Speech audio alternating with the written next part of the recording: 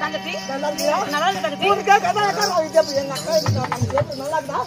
நல்லா மாமா எப்படி மாமா மாமா ரொம்ப மாதிரி இருக்காரு மாமா இந்த பக்கம் செட்ட போகுது காட்டையா அக்கா மல்லிகை மல்லிகை மத்தி மாதிரி மணி புது பால் யார் உள்ள குடிய அறிவிச்சு மலை போடுவது அன்பு தண்ணி ஆகினாலும் சிவன் தாழ்ந்து கணக்கு ஆகட்டும் தங்கா வாழ்ந்திருப்பாய். அங்க வந்து நம்ம ரெண்டு பேரும் ஓடிட்டோம்ல எதுக்கு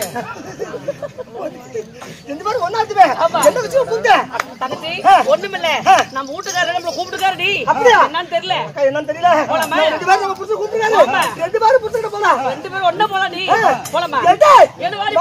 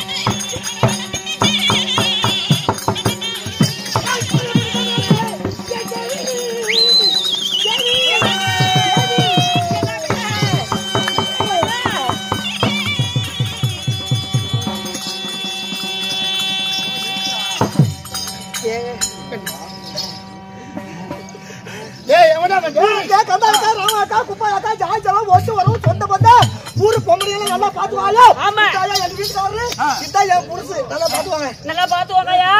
எங்க ரெண்டு பேத்துக்கு ஒரே ஒரு பழைய புருஷு.